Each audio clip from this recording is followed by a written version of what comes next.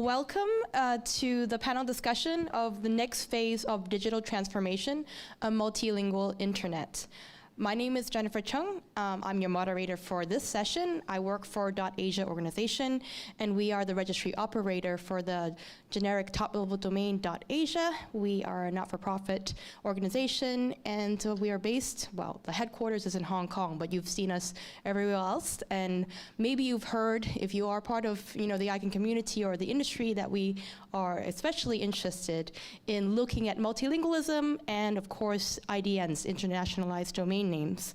We have a very illustrious panel of speakers today who will bring you through all the challenges that we've faced before, maybe a little bit of a history, the current work of IDNs and EAI, and they will tell you what they are, because I don't really like to use too many acronyms, but you'll see in the slides, you'll see in the presentations what this all is, and current state, and what we have to look forward to. So if I can please invite our speakers who are in the room to maybe join us up here. And we also do have our remote speaker as well. So maybe let's see if we're able to change that as well. Thank you.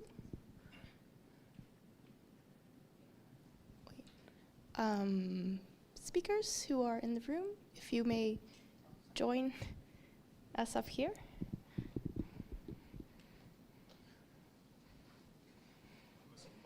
Yes, wait, lady.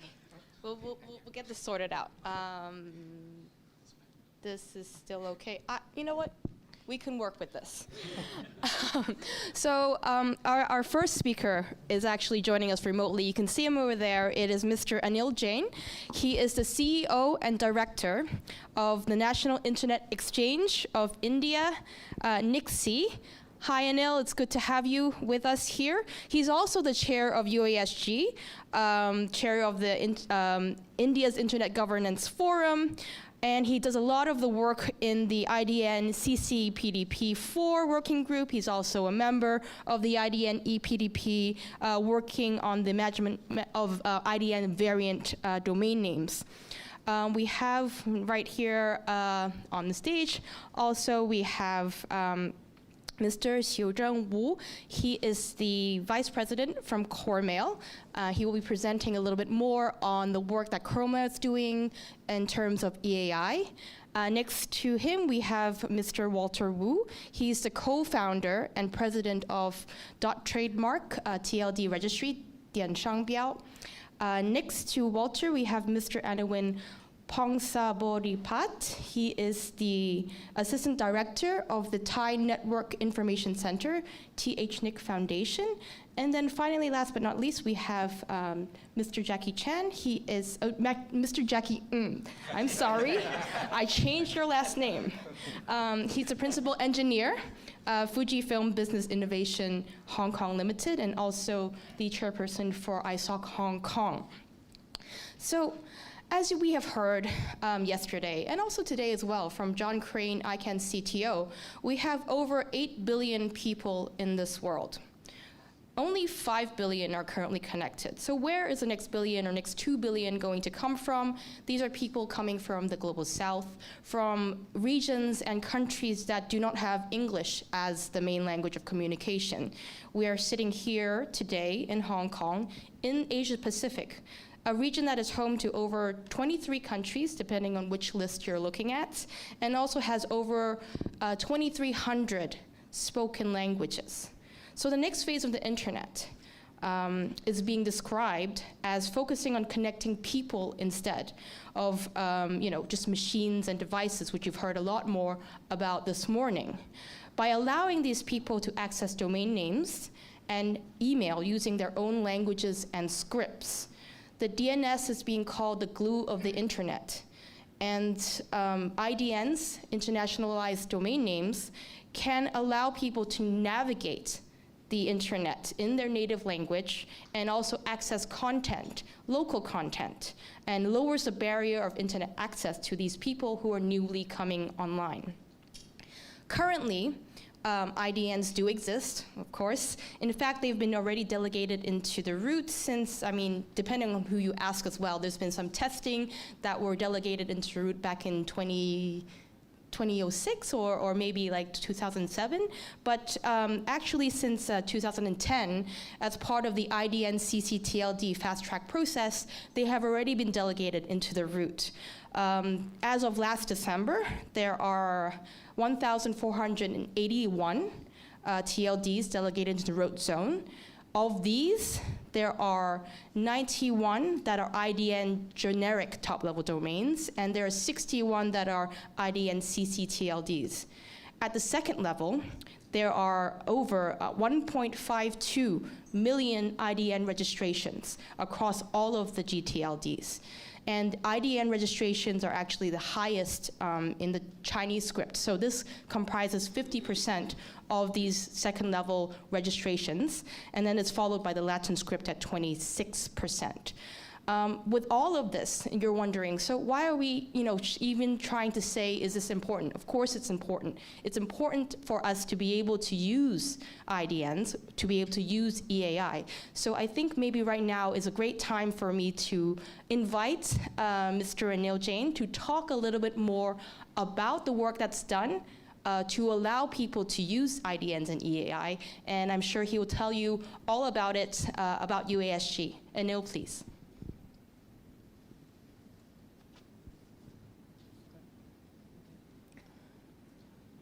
Are we able to have Anil's audio?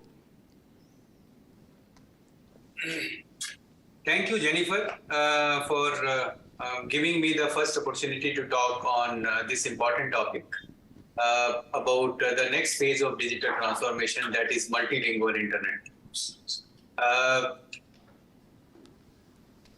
So as Jennifer has said that, to my understanding, of course, more than 60% of the world population do not converse in English. But as per John Crane, who spoke yesterday in this forum, he said that not 60%, I think it is almost 75% who do not converse in English. So it is an interesting aspect. Out of 8 million global population, right now we have around 5 million people who are using broadband. Now, if 5 millions are using broadband and not more than 2 million are conversing or well aware about English, then what the rest 3 million are doing? And what is about those 3 million which are not yet connected? So I think it is an interesting aspect to understand that those people who do not converse in English, they are not fully utilizing internet or its potential. So I think this is a very interesting phase where we have to see that not only we have to connect every citizen of this world on internet, but we have to connect them meaningfully. It means that they should be able to fully utilize the potential of internet. For this, IDN domains, as Jennifer has introduced, are getting adopted in various countries. And these domains are, the scripts are, of course, very limited till date. But we hope that with the new round of GTLD, more number of IDN GTLDs will be adopted by various registries world over. Similarly, the number of IDN users, which are around 1.5 million as on date, are expected to rise very, very fast. So let us look at that. Once a IDN is available, what are the important technical changes which are required, which we have to take care before making them as integral part of internet? Universal acceptance is one concept which takes us to that level. And let us look at what a universal acceptance is. Next slide, please. So universal acceptance ensures two things. Number one, that IDN top level domains and email addresses in local languages can be used by all internet enabled applications, devices and systems. And if we are able to make this simple problem, solution to this simple problem, then we can comfortably say that next 1 billion internet users can adopt internet comfortably. Now let us look at that what a UA actually means. Next slide, please. Next, yes. So let us look at this particular slide where it says that domain names, including the IDN domain names, can be of different combinations. The first one is the short top level ASCII domain name, example.sky. Now we have a long top level ASCII domain name also, which we have seen example.engineering, which is more than 3 digit now. And if you see the IDN, then you can see that this domain name is, I don't know this script, but I think it is Thailand's script, which is there. Now, if we look at the emails which are possible, then email possibility is ASCII @ASCII. It means that on left-hand side and right-hand side, both side ASCII. Then there is a possibility of left-hand side ASCII right-hand side IDN. Now you must have seen that an example is given. Similarly, if we don't use a URL, you use Unicode, then there is a possibility of Unicode @ASCII or Unicode of IDN. But there is an interesting email which is possible, especially in the Middle East, where because of the script, the left-hand side things become right-hand side and right-hand side become left-hand side. So all possible combinations we should be able to accept and make it universal acceptance. So let us understand there are 5 processes in universal acceptance. One is the system or application should accept the inputs in local language. Once the inputs are accepted by the system, computing system or software, then it should be able to validate with the software which is inside that this input is correct. Normally, if the system is not UA ready, the moment you input something, then you get a error saying that this error, it cannot be accepted. Once your inputs are validated, then it should be processed by the computing system, then it should be stored. And finally, the most important is the recipient who is able to get this particular information should get the display in that intended language and the content should be available in that format. So basically, this is the complete picture of, in a simple word, what a universal acceptance is there. Now, next paragraph, next slide, please. Now, let us look at the Universal Acceptance Steering Group. This group is formed by ICANN in 2015. And basically, the concept of this particular group was to create and disseminate the best practices and journal outreach information about universal acceptance. Now we have, of course, it is written, group is made of more than 500 individuals. Now we have more than 800 individuals who are working in UASG and promoting the universal acceptance. So various programs which we have undertaken till now are listed here to identify and remediate the issues that prevent UA. So in case there are technical issues or there are procedural issues, UASG give the support to those people who are trying to implement UA. UASG also work to educate and raise awareness about UA among internet users developers, and businesses. Here we have seen that we have celebrated a Universal UA Day, which was one of the biggest awareness program which USG has taken in these years. Then USG also develop and promote the standards, and those standards are developed and available on usg.tech website, and anybody can access those websites and get the standards which are available. USG provide tools and resources to help the organization achieve UA, including the measurement tools. So this is the snapshot of what USG works. Now, next slide, please. USG works with various working groups. So one of the working group is technology working group. Another is EAI working group, which is email, internationalized email acceptance group. Then measurement working group. Then we have a communication working group. Along with these 4 working groups, then we have a local initiative also, which is one organization per country, which takes to promote the UA.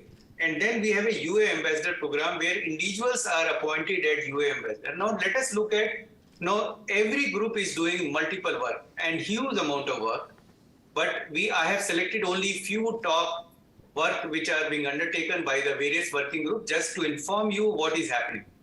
So first is technological working group, where they are identifying the technology stacks for UA testing. So in case you are UA ready and you want to test that your system is UA ready, then we can provide you help in identifying the technology stacks which can be helpful. USG has identified 2,000 websites, and we are intimating and getting in touch with the website owners, and we are helping them to become UA ready.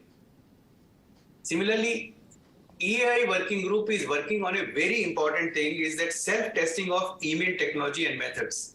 It means that if you are an email provider and you want to test whether your email are UA ready, then you can undertake this test yourself. And then those things are available to you. Second is identifying reference mail service provider to showcase for adoption of globally inclusive email. So basically, any successful email provider anywhere in the world, we provide that reference to the community, and community can discuss with them, get in touch with them, and understand how your system, your email has become a UA ready, and then improve the support of globally inclusive email addresses by engaging market share leaders. So this is work done by EAI. Measurement groups undertake the gap analysis of e-commerce platform, web hosting tools, identify platforms, and more content management system.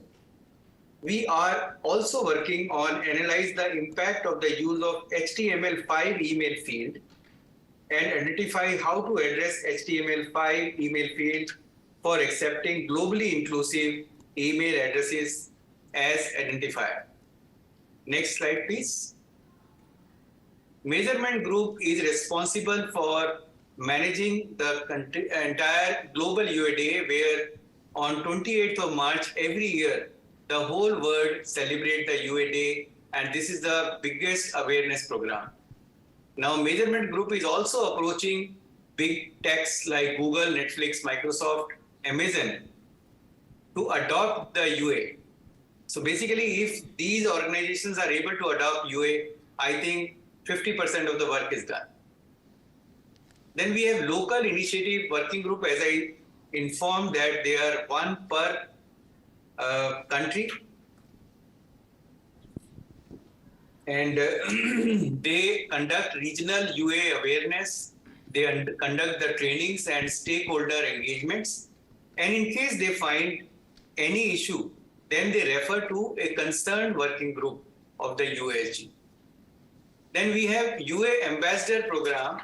One of the UA Ambassador, Walter, who is there with us from China today in the panelist, they are supposed to organize the trainings and outreach at the national and regional level. They are required to travel to various regions, discuss, engage the people, and inform about the work which USG is doing and how a organization can undertake the USG work. So this is a snapshot of what USG of ICANN is doing at various levels. And I request all audience and panelists who want to join the work of USG and contribute in the progress of USG, you are requested to join on usg.tech. Visit there and fill up the form and become a member of us.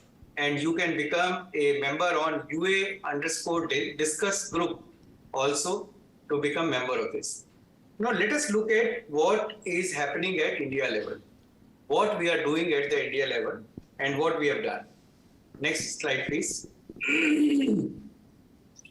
So in India, we have enabled 22 IDNs in 15 scripts. And these are the 22 recognized official languages in the country. And till now, we are able to get more than 50,000 IDN domain registered, which are being used by various people.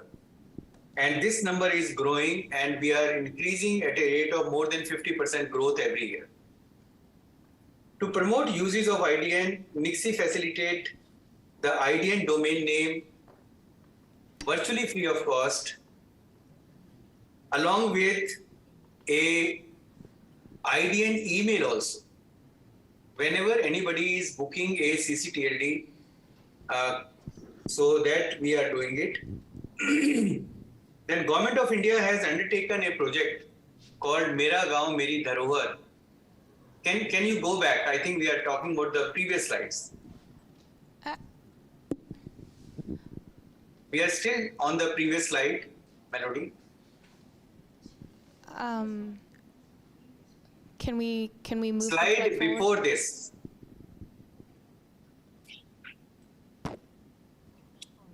Perhaps if we're having a little bit of technical difficulty. Okay, no problem. So let me speak out. So Government of India has started a project called Mera Gaon Meri Dharohar, where more than 600,000 villages are getting a IDN domain, IDN email, and we are making a websites for every village to put contents related to various information related to that village, the culture, and what is happening in that village. We are also converting various universities' websites into local language so that we can promote the next generation to adopt IDN and universally acceptance program. Now, looking at this website, at this screen itself, we have identified all the government websites. Now, next, I have covered this one. Next slide, please. Anil, I think there might be a little bit of technical difficulty, so maybe if you can just summarize, yes, the good works that is being done in India, and then we can probably wrap that. Thank you, Anil. We have identified the government websites, and we are trying to convert them into multilingual. Government of India has also constituted a group called Multilingual Internet Group. Now, this Multilingual Internet Group, the details are available on which are listed here, and we can log in and we can understand what this Multilingual Internet Group is doing. And this is driving the implementation of IDN, emails, and conversion of the websites into universal acceptance. Now, we have undertaken a Global UA Day celebration 2023 last year, and I'm really thankful to ICANN who has given this to India. And it was a tremendous success, which is acknowledged by ICANN also. So we have also framed a universal acceptance report, which is a 3-year report for implementation. And India has already started implementing this report aggressively in government, in industry, in academia, and in user group. So these are the efforts which are undertaken at the India level. So this is all what I just want to convey and share with all of you. Thank you very much. Thank you very much, Anil, especially for joining us remotely here in this session. So I think Anil has already given us a pretty good background on what the good works are being done by the UASG and Universal Acceptance. He did touch a little bit on the EAI, so the email address internationalization. And with this, I'd like to thank Anil, of course, for joining us, and I'd like to go to our next speaker, who is Mr. Xiu Chang Wu.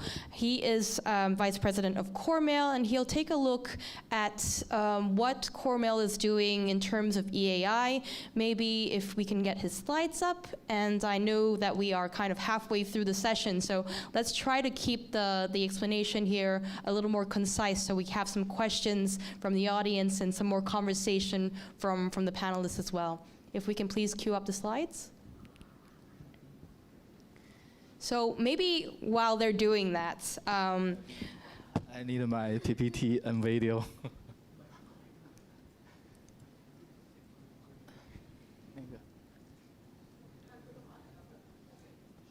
and we have a little bit of technical hiccup, but here we are.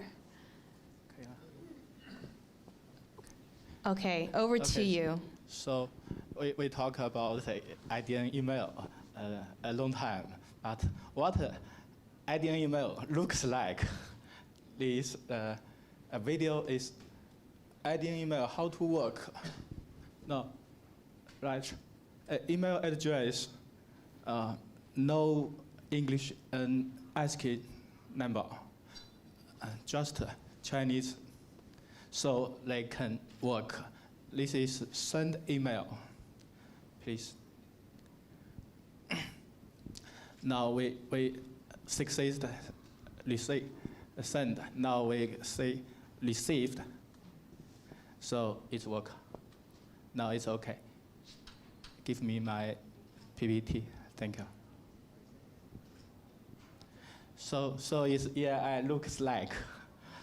How IDN looks like this. No. Maybe some people can't know IDN mail, what they looks like. Okay, this is Marvin. I come from CoreMail. So I'm also a UA ambassador too, like work. So please give me my PPT. Okay. I can.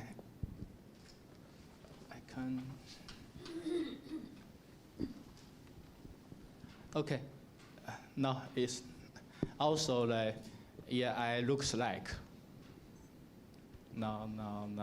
So we can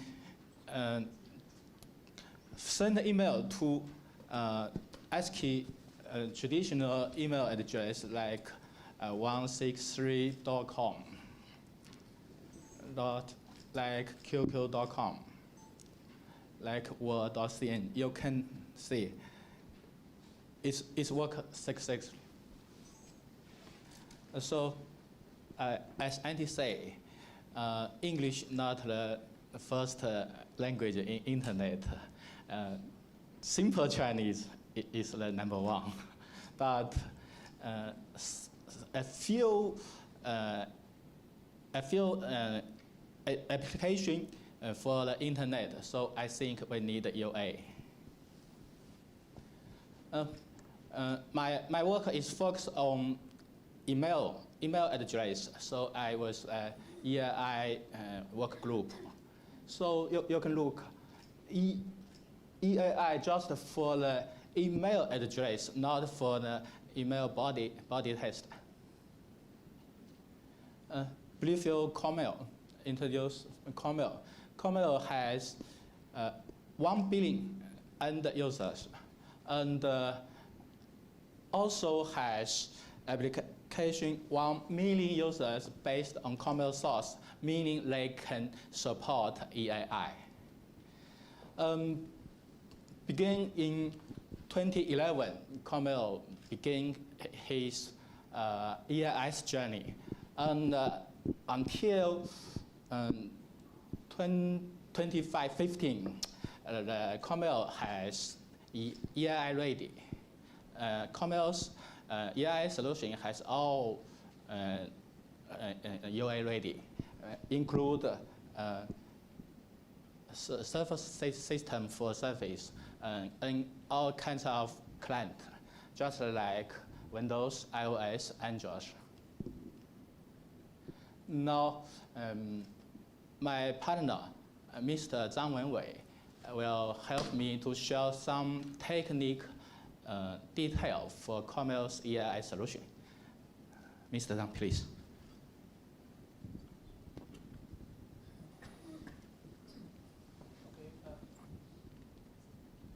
Okay, let's take some in-depth about how we do in the EAI supporting. Okay, let's first see some brief introduction of the difference between traditional email address and the EAI address. The traditional email address only contains ASCII, and the maximum character length is about 256, and it's the same as the octet limit. And generally, it's case insensitive. Uppercase letters will be converted to lowercase.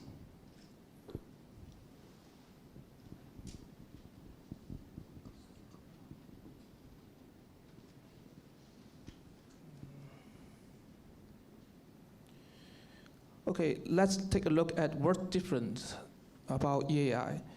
The first thing is the different encoding may be used in different situations. And the domain part can be encoded in UTF-8 or Punicle.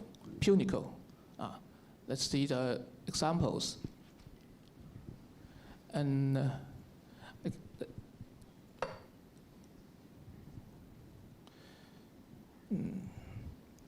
while the local part always encoded in UTF-8, and the domain part can be different. This requires the program to handle encoding conversions based on the context. And secondly, while the byte length limit remains the same, but we have to take a very careful consideration about the email address length, because a Unicode character converted to byte length will be from 1 to 4 bytes.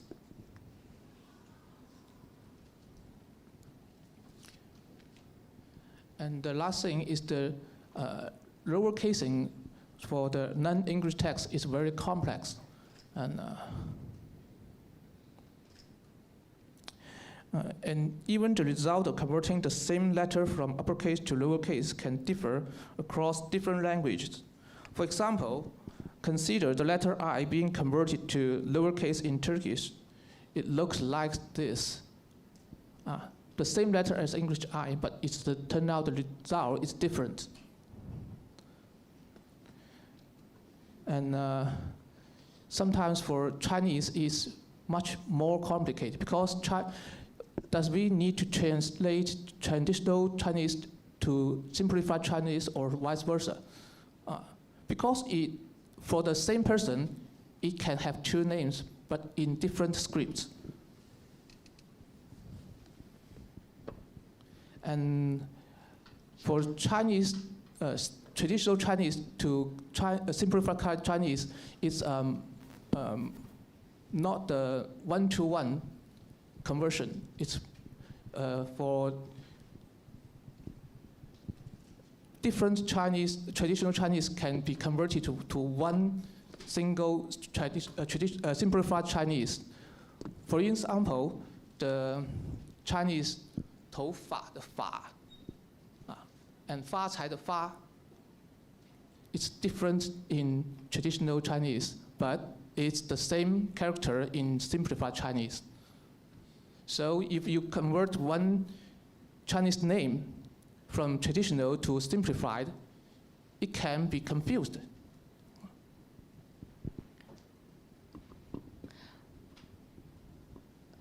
So perhaps maybe just quickly a question, since we are running out of time. I really wanted to ask one question, especially given the the technical workings that you've done with EAI work. What do you see as the main challenge for EAI going forward? What is the biggest roadblock? The biggest problem is Mike. Because the email address is the fundamental concept of the system, so the EAI transformation involves various aspects of the system. Identifying all the areas that need to be modified is our biggest challenge. Okay. All right, thank you. Thank you so much for the presentation on Coremail. Because we are running a little bit on time on this session, I really wanted to get to the rest of our speakers who've been waiting so patiently here with us. So now we turn over to Mr. Walter Wu, and he's a co-founder and president of 点商标 .trademark in Chinese TLD registry. Really, I'd like to get some impression of how is the IDN market landscape right now, perhaps maybe starting in China, and where do you see the future of this going? What are the main things that the industry and also maybe end users need to be aware of and to take note? Okay. Thank you, Jennifer. Sorry about that.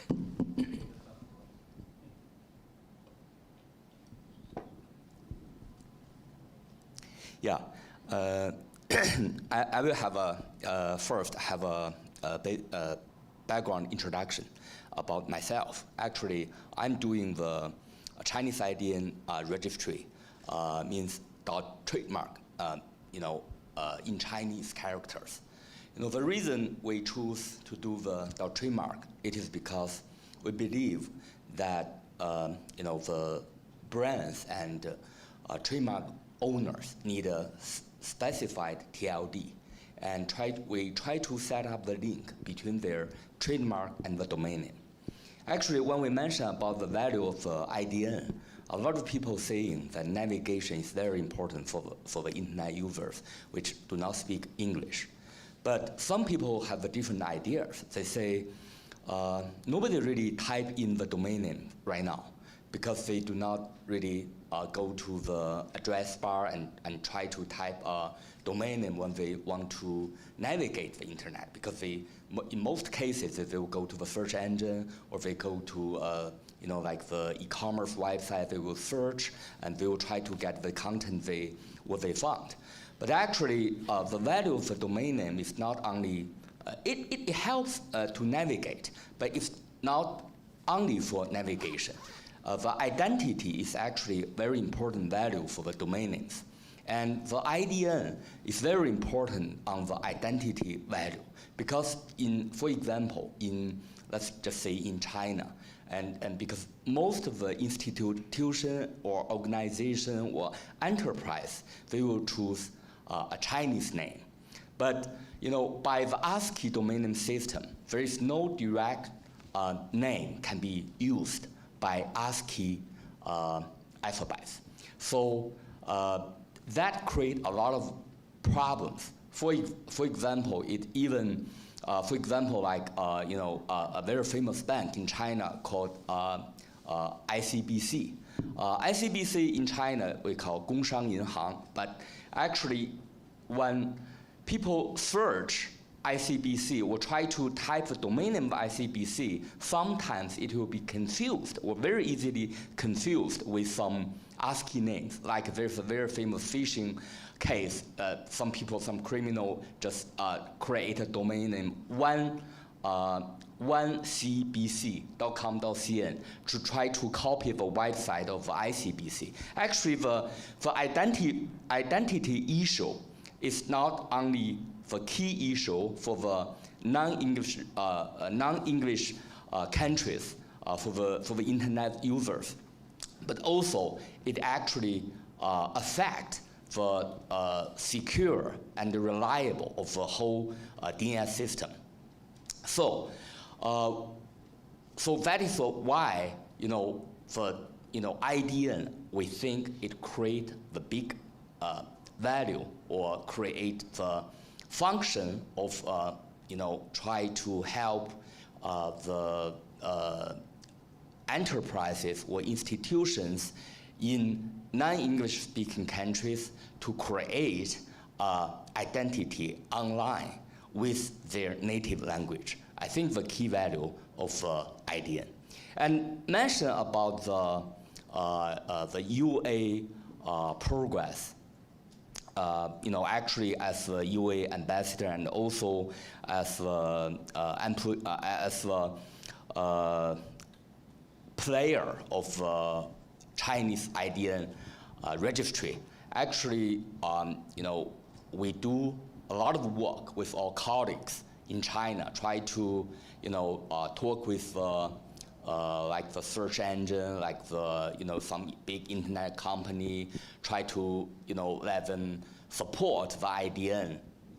And then, we realize there's a thing is, for those, internet, big internet company, or let's say the web browser, server provider, service provider, and, sometimes they support. And sometimes, if they update a new version and they do not support. It seems like IDN is not really a key issue for them because there's very few internet users began to use the IDN.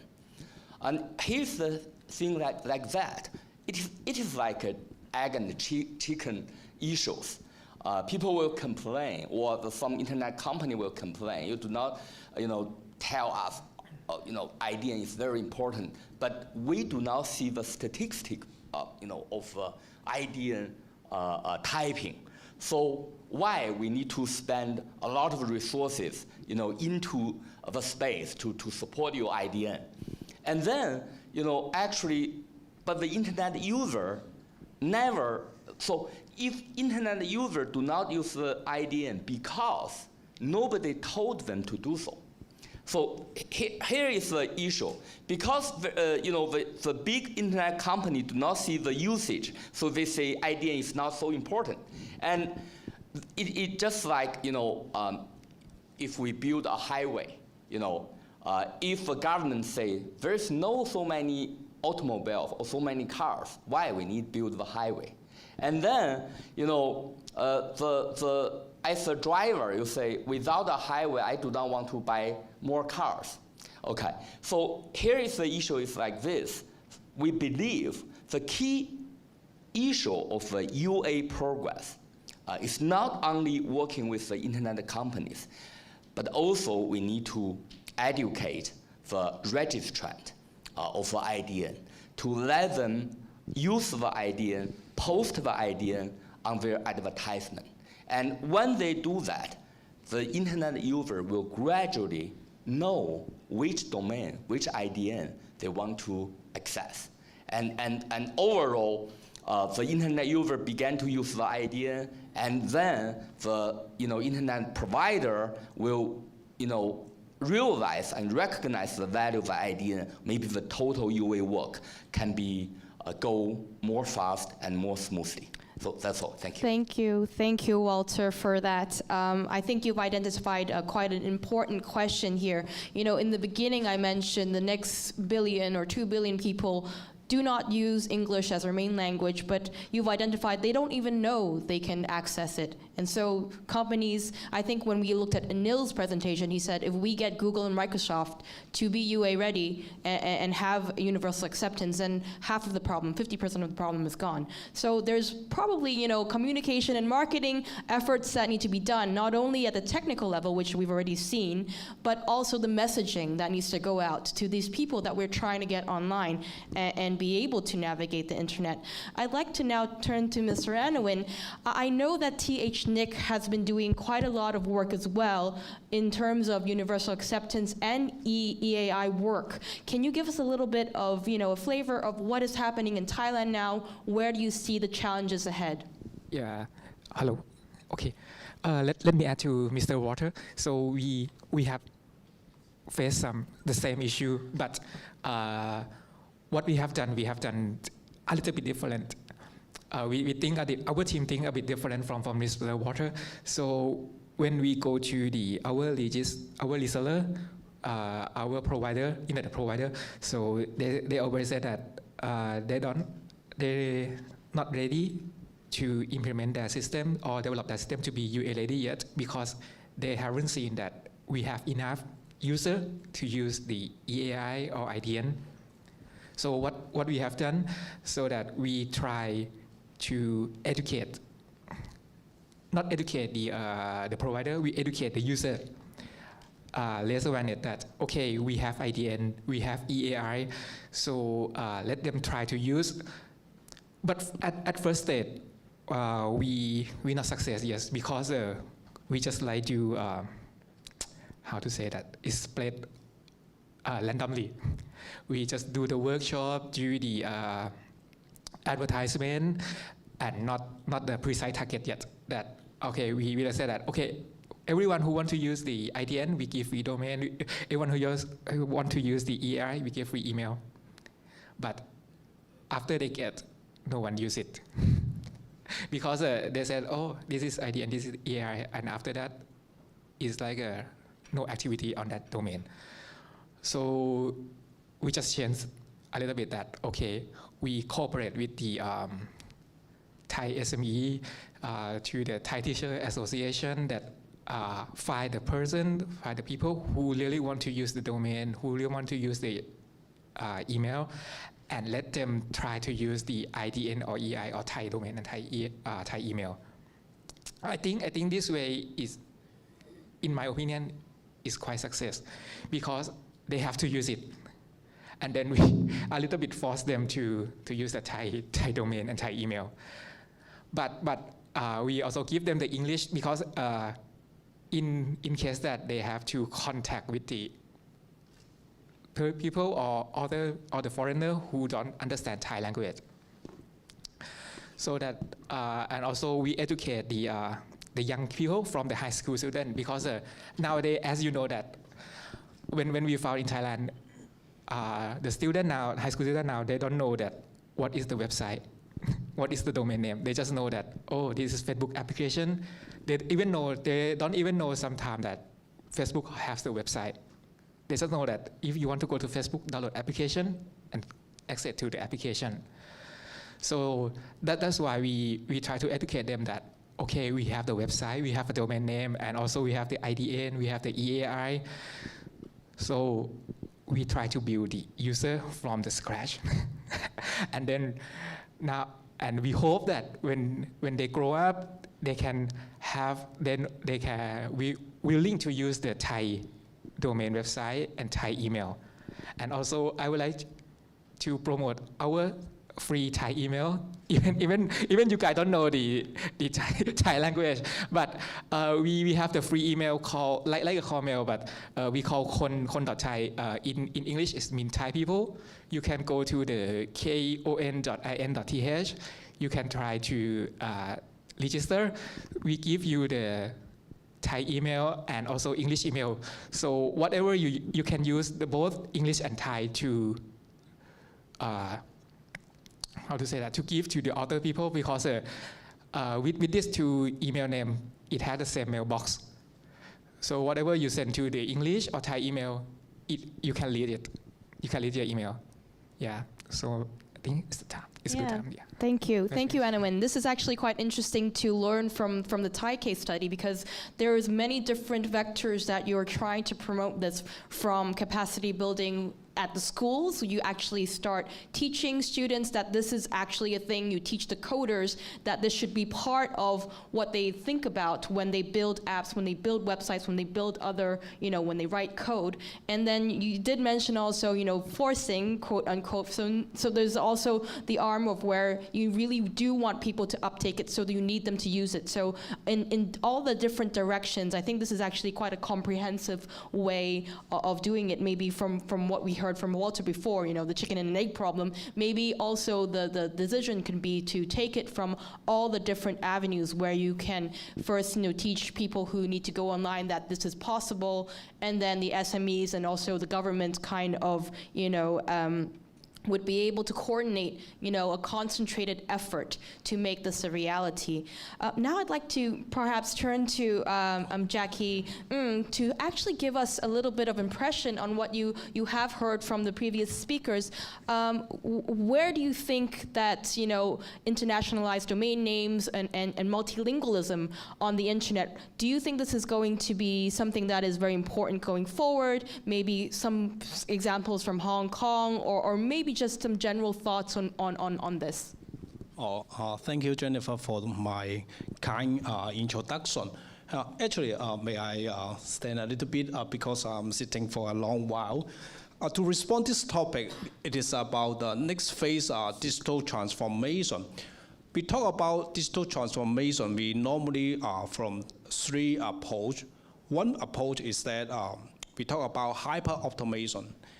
Another one is talk about, especially currently we are under the post-pandemic situation, we talk about smart work style. And for those two approaches I mentioned, it calls and based on very key issue for our next phase internet, multi-language internet, it is about cybersecurity. How to these three modules or three approaches to link them up.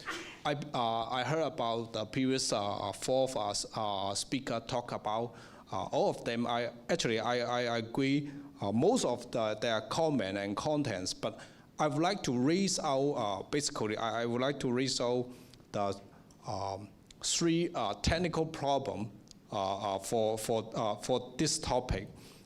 The first one is about the language detection issue. It is about the search engine algorithm, about the language detection issue we need to solve because different people based on different countries, say Thailand or mainland China and other, say Mexico, we use different language. How the search engine to cater for the algorithm for the local people to search this different language and pull up the right content, that is a technical problem maybe we need to solve. And the second technical problem we may, it is a kind of content management or content technical problem is the translation quality. Because even we use English, it is not truly or hardly to reflect the true meaning of the Thailand or Simple Chinese. That's the technical translation quality issue. And finally, it is a very technical issue is the infrastructure. Infrastructure includes everything, says from the domain name to the web hosting, etc. Such kind of infrastructure says how do we control, put it in the cloud computing or wherever. You just think about it is correlated to internet. It caters some kind of infrastructure cost. Yes. Thank you.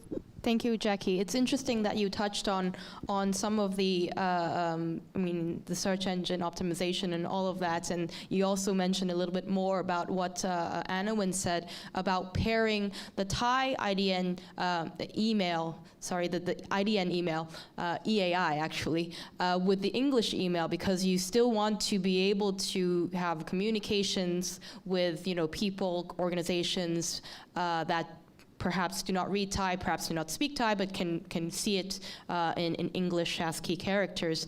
I think it's really interesting when we look at this, because I've heard from, maybe the audience would have some questions about this too. I've heard some detractors and criticism about IDNs, internationalized domain names. And the question is, does this actually fragment the content on the internet? What are we going to do about this? Why spend so much money if nobody's going to use it? And all these are valid questions, but the important thing that we need to remember is because the next 2 billion coming online do not have English, there's no English literacy, we cannot force them to be able to be left behind, left out of something that is so crucial to our daily lives just because, that there's a language barrier. So it is imperative that we do continue the efforts. And it might sound to everyone that, oh, this is really difficult. There's so disparate efforts. But I do assure you, both within the industry, both within the ICANN space, the community, as well as, on different government levels, I think there's a lot of concerted effort to look into how we're going to be able to create this space where you'll be able to navigate the internet, navigate in your own language, your native language and scripts. I know we don't have too much time left, and I do want to see if there's any questions either online or in the room from the participants for any of the panelists, or general questions about, where we're looking into, digital transformation for multilingualism. So I'll pause here to see if there's any burning questions.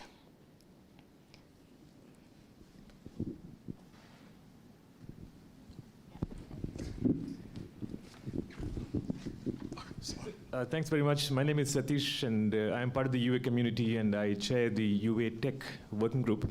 I think it's been a very interesting discussion, and we see that there are several challenges as well as workarounds and temporary solutions that might work. My fundamental response to this challenge is that unless there is a significant amount of demand from the users, which means directly from the end users or indirectly from governments and other actors who decide policy. Unless there is a pull from the user community, it's very, very hard to kind of see how people are going to invest. Now, as a part of the UA Tech Working Group, we are bridging this gap. We are solving piece by piece, but it's still quite an effort. If there is some way to stimulate interest, as has been already talked about, by the messaging and what we can do to kind of ensure that people are going to ask for this. Only then you will find the big tech people are going to kind of move on this. Thanks. Hello. Thanks, Satish, for the question. Did I see another hand? Yes. Thank you. So I'm Princey from Technic Foundation. In terms of the user, you said, with our government, so the government agency, they would like to see the success case. So maybe from the UAST point of view, maybe we can summarize the success case. And then I think many others, government also looking into this also.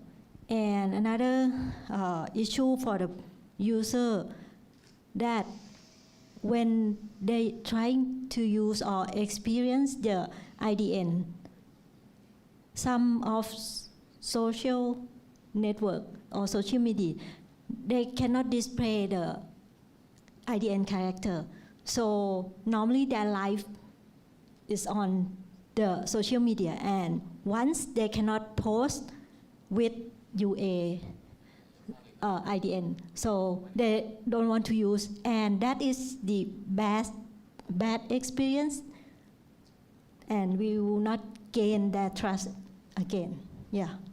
Thank you. Thank you, Bang Sri. I think there's one more.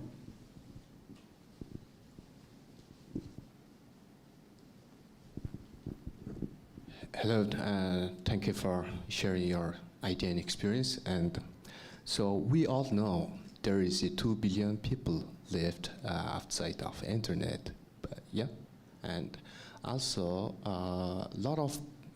most of people can't speak in English, but they can use social platform, yeah?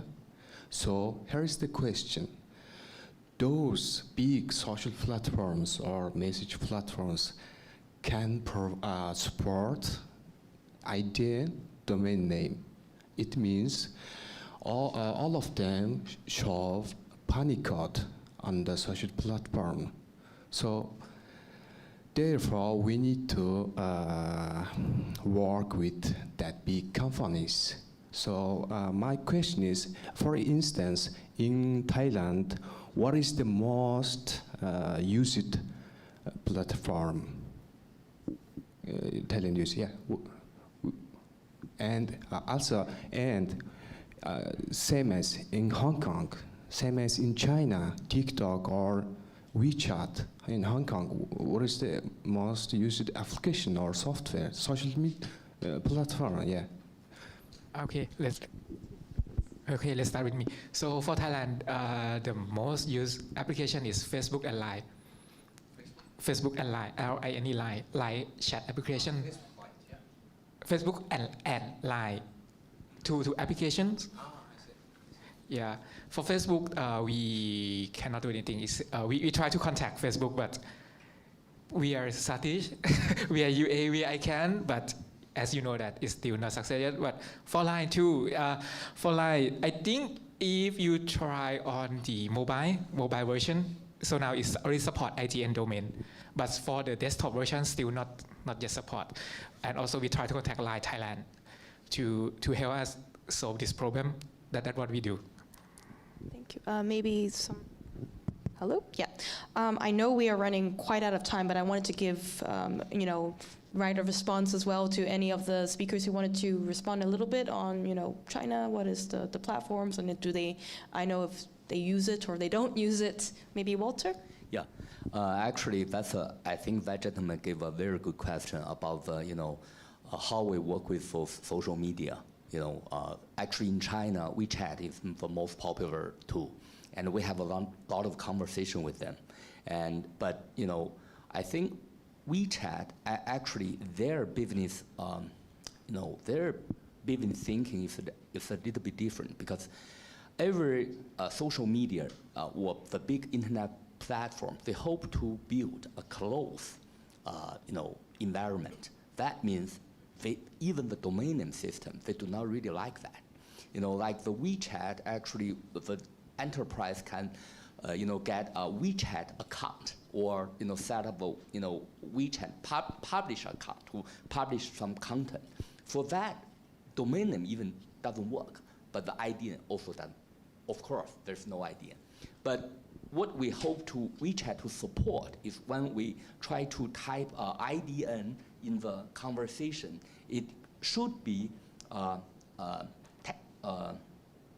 set up a link to click and then refer to the website. That is still in the conversation.